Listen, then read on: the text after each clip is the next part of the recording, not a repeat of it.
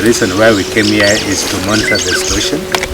As you can see, several schools, several hotels, several churches have been submerged, and this is causing a lot of conflict between wildlife and human beings, because hippos, snakes, crocodiles are moving out to higher grounds to look for pasture, and this conflict the people are entering near the lakes. If you look at critically, the catchment totally degraded, forests were cut, and there is a lot of high inflow or erosion. You see, in the normal circumstances when the catchment is normal or protected, quite number of amount of water are always within the catchment. We know that some people are affected, but when we see such a water, we need more, because we want to make sure everybody gets water. Water is life. We want them to get water, but the calamities which they are going through, we are not happy with it, and the impact which will be caused by this, it will be too much even to the government, because it is also going to close the tarmac road and all the facilities around here. They will be submerged. So, but on the other hand, we are looking at it positive, because we want water. We don't want it to go away. We want it to come more. I wish it could reach other areas like Ukambani, Garissa, Turukana, so that people get water in the country. It's a blessing in disguise, I would say so. So we normally mark the riparian area from the highest water point, from the highest water point. Our highest water point before was even way behind here, but this is an abnormal land. So what we are doing now is every month we normally, every 2 weeks we normally come and measure now the level. So when the lake recedes later, now we know now the highest water point. We will measure, and then we will measure the riparian from that. We'll see either 30 meters or 20 meters, whatever it is. Then from now onward, now people will not come in this area. So that's what we are going to do. We are monitoring seriously, and I hope it will succeed. It will recede. And we are also calling for a study to be done on what is happening in our lakes. It's unfortunate that all the lakes around this side, they do not have outlets, and we've been having a lot of deforestation. People who are living around these areas doing a lot of deforestation, and that has affected so much, because a lot of soil has been brought to the lake, because normally this water goes under and it has got no room now to go under. And what I can only say is to appeal to the locals, especially from assistant chief, the chiefs, the DEC, and all that, so that you can tell the people, they can hear what the experts are saying, and to alert the people to stay away from the lakes, because the lakes are actually rising day by day.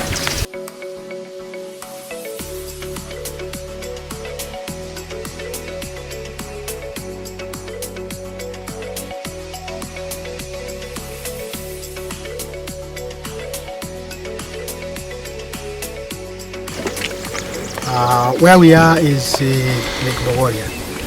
Bogoria has a catchment from areas from to do with Subukia, feeding into the river Wasages. We are experiencing the same phenomena where we are having the rise of the lake's water levels, and the levels of the water are rising as a result of the balance of what is coming in, not balancing what is going out. Basically, that is a simple way of looking at it. Whatever is coming in is not balancing with whatever is going out. That means we are getting more into the lake than out, whatever we are getting out. And the problem is that this is a saline water. Lake Baringo is fresh water. This is on higher side. Like Lake Baringo is on the lower side. This water seems to be going to join with Lake Baringo, and there will be a disaster, because the species which live in lake water cannot survive, in fresh water cannot survive in saline water. So this is about to happen, and immediate action must be taken to prevent this? We are having a fear, a concern as the authority that this water may find its way into Lake 94, which is 15 kilometers down here, and eventually get into Lake Baringo. Lake Baringo and Lake 94 are both freshwater lakes. And you realize that there is an equilibrium ecosystem that is supposed to be maintained so that we can have this kind of ecosystem here in Lake Baringo and Lake Bogoria, and this kind of an ecosystem in a freshwater lake. So we have that ecosystem which has been there in these freshwater lakes, and different from that ecosystem which has been here in the freshwater and the So naonekana sasa ikiteremuka hii ya Lake Bogoria kuteremuka upande wa Lake Baringo, sasa itakuwa ni hasara kwa sababu tuko na swam hapa katikati, na hii swam yenye iko kwa katikati ya hapa sasa itaathirika na maji ya Lake Bogoria. Ni sumu ikiteremuka upande wa Lake Baringo, pale watu watapoteza mashamba tena, swam itaisha. Wanyama ya upande wa Lake Baringo sasa kama ipo itatoka huku, kwa sababu maji sasa ikiingia, hii ni sumu, basi hata samaki itaisha, na tena hata ile vidudu ile ndogo ndogo yenye iko kwa maji, hata ile si atuone na nectaries itakwisha. As Water Resources Authority, I think we have conducted some kind of feasibility study. I cannot call it a detailed study, but at least we did some assessment on what is the cause of this. Mainly what we are attributing now this problem is the catchment degradation. That's one thing, catchment degradation, because the catchment was destroyed to some extent, forest was cut. So now in the process, when it rains, the runoff is very high. There's a lot of silt which comes now to a lot of water, which more than what the lake used to have is coming out from the catchment. Maji tunaangalia ni kwa nini maji kaongezeka hivyo.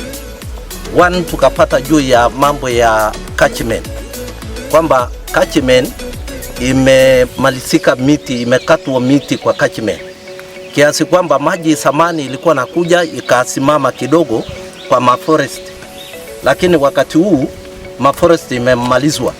So kiasi kwamba maji ikishuka tu kutoka binguni inakuja direct to Lake Bogoria. So neno lingine ni mambo ya catchment, mambo ya environment tena imeharibika kwa sababu ya makaa, pollution na whatever. So that is why ozone layer imeharibika, kiasi kwamba maji sasa inamwakika mingi hapa duniani. Geological activities around here, we don't have a study yet, but we were also concerned we might have what we call tectonics movement. You see, it's very common in Rift Valley. There's a lot of geological activity going on around. So maybe these plates are moving, maybe they are either closing or opening. When they close or when they slip one on another, now we normally experience what we call now the high rise of the lakes or any water body. So we are also thinking, that's my opinion, my personal opinion, but detailed study must be done to find out exactly what is the cause of this. Na tukirudia kwa historia ya zamani, tunasikia maji ndio ilikuwa mingi na lakini haikuwa imefika kiasi hii. Basi ile kitu ajabu na ni dangerous ni kwamba maji inatoka sasa inakaribia wakati ofisi ya regional manager walipokuja hapa, tukapima maji vile ina increase.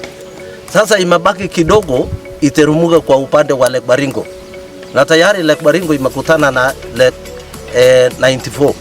Sasa zote sasa imekuwa maji imekuwa karibu sana, na tukiangalia ile kilomita yenye imebaki ni kidogo sana ili hii ikutane na ile upande wa chini. because this is a nature. It's not something that we can control. Nobody can control. Nobody can control. Water has a course. So sometimes it's very difficult now to interfere that course. So we are just asking the people around here, people who live around here, to be cautious and move away from the lake shores, because the water level is rising. Na maji imedisplace watu wengi sana kwa area hii ya Lake Bogoria. Sasa village yenye imedisplace ni wengi kiasi kwamba village ine imeenda kama ni watu 100 na wale wametoka kwa Lake Bogoria. So I appeal to the chiefs, to sub-chiefs, the DO, the DCs, to tell the local people, because you can see the local people are just hovering around. You can see their houses have submerged. You can see this beautiful hotel which was here. It was selling tourist carvings and all that. And that beautiful gate, it is no longer there. So it is a caution to the local people to go to the higher ground. Maji imekuja nyinyi na imeumiza nyinyi. Hiyo ndio kitu tunaangalia, alafu tutoe hapa kwa. Lakini sana kwa upande wetu ni kusema kutoa advice kwa watu, kusema muondoke mahali hapa kwa sababu hii maji bado lakini inafikanga wakati pia unajaribu kuambia watu waondoka, unaona unafika mwisho mahali waondoka. So sisi tutajiungana na serikali ile partners kutafuta namna ya kusaidia hii jamii. Kuna challenges za aina nyingi ambazo zimetupata, lakini itakuwa bora kama mtafanya kwa haraka, ndio tujue tutakaa ama hatutakaa, kama hii maji itarudi ama haitarudi. Kwa hivyo once you come out with the findings na research yenyu itaweza kutupea mwongozo. Na tena pili, tusije tukasonga mahali umetoka hapo unasonga mbele kidogo tena inakupata pale kwa maharibu hata mahali zaidi ya vile unavyofikiria. Kama tunaambia itaenda pengine huko kwa mlima Ugari huko juu ile bonde, kama tunaambia itaenda sijui mpaka Ronda sijui watu but hiyo inatuweka na hofu ambayo tuweza kuendelea hata mambo ya development yanakuwa chini. So ni kuwaomba tu yenye mjaribu kukimbia kwa sababu yuko na kila kitu. Itakuwa njema tu. Utafiti unaonyesha ya kwamba kuna sababu nyingi zinafanya hii maji kuwe mingi kuje pande. Mwanzo ni sehemu zile forest tumekata miti sana. Unajua kwa forest mvua ikinyesha maji ilikuwa inashuka. Sasa inateremka inatafuta njia. Unajua maji utafuta njia. Hata ukimwaga maji hapa itatafuta mahali ya kwenda. Inakuja hapa. Jambo lingine inakuja na mmomonyoko wa udongo. Inajaza kwa ziwa. Ikijaa hata ile kikombe yako hii ndoo ukiweka maji hapo na uweke mchanga ndani utaona maji yanaruka. Iko mambo mingi sana ya utafiti ambao tunajaribu kuona. So ile kitu tunaweza kuambia kama shirika tunasimamia maji. Saa hii hakuna ati serikali kuna kitu inaweza kuzuia. Tunasemanga kwa kizungu nature is very predictable. Nature. Saa hii mvua ikianza kukuja hapa hata vile na mavuli ile kutuokelea tu, lakini mvua itaanza huwezi kuzuia. Sasa hii hakuna mtu anaweza kuzuia. Na wewe umejenga kibanda yako hapo ndio sababu na maji ndio hii. Serikali atakuja kufanya nini? Uko na nyumba yako hapo atalala. Maji itatafuta tu njia itaingia. So ile kitu mimi ningependa kuwaambia. Tukijaribu kuangalia vile serikali inaweza kufanya kusaidia wale ambao wameathirika, sio nyinyi peke yenu. Isipokuwa Kitili kwa sababu alikuwa anasimama pande hii. Nasema lazima nipitie kwa wale watu wangu. Tumetoka huko Baringo na Bogoria. Huko hata watu waliendaka kitambo hata wako. Huko hatukupata watu kama nyinyi wa kuongea nao. Manake maji ilikuja, ikafanya madhambi yake, ikabeba mahoteli na hakuna kitu mtu anaweza kufanya. Hata serikali haiwezi kufanya. Hata ukituma askari hapa, askari atafanya nini kwa hii maji? So ile kitu tungependa kuambia ni kuwatayarisha kwamba hii maji ni hatari. na inaweza kukuja kwa wiki. Manake takwimu zinaonyesha kwamba saa hii tunangojea mvua ya mwezi wa 10 na saa hii hakuna mvua. Angalia mahali maji. Je, ikinyesha utaendaje? So ile kitu mimi ningependa kuambia ni kwamba mjihadhari na hii maji, na ikiwezekana, manake mnaambiwa mwende huko juu nimesikia umesema kweli kuna wenyewe, lakini sasa utangojea wewe ukufe kwa maji? Kuna mtu atangojea akufe kwa maji hata kama hana mahali ya kwenda? So tukijaribu kuongea na serikali tuone kama kuna mahali inaweza kufikia, manake kuna ile idara inafanya na hiyo. Sisi yetu ni kuwapatia information, tuambie kuna hatari katika Nakuru na kuna wananchi kadhaa wanaishi hapo na hawana mahali ya kuishi, na ni jukumu la serikali angalia kama kuna kichaka watu wanaweza kupewa. Kitambo hiyo ifikie, wewe usingojee nguo yako, chakula yako, kitanda yako bebe na maji. Hata wakati mnaona hizi maji, hata watoto wetu bado wanagojekea kwa hizi maji.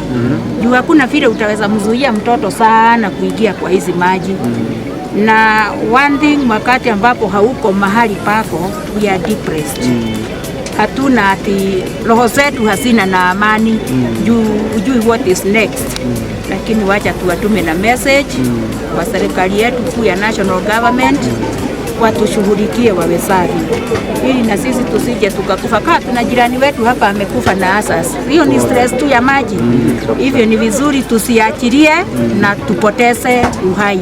Mimi ningewaambia ikiwa inawezekana, tafadhali msijaribu kungoja hii maji ikuwe mingi. Na wale ambao wanajua, na umeona hapa, nimeona vijana wanajenga kujenga, wanajua levels. Ukiangalia hii level na ile ni kama kitu moja. Usiku hii maji pengine itakuwa imepita, baada ya mwezi mmoja itakuwa kule. So ningewaomba ikiwa inawezekana hapa tusiweke activity. Ikiwezekana tutoke hapo kwa sababu ya maisha yako ndio muhimu. Afadhali kupigwa na baridi kuliko kupigwa na maji. Baridi itakuwa, lakini maji yanaweza kufanyia madhara. Manake ukiingia hapa ndani sasa hapo huwezi lala.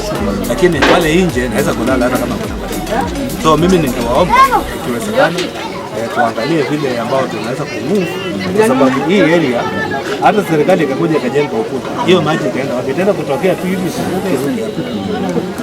itakuja tu. So mimi ningewatahadharisha kwamba hii maji ni hatari na tusikae hapa, tutafute namna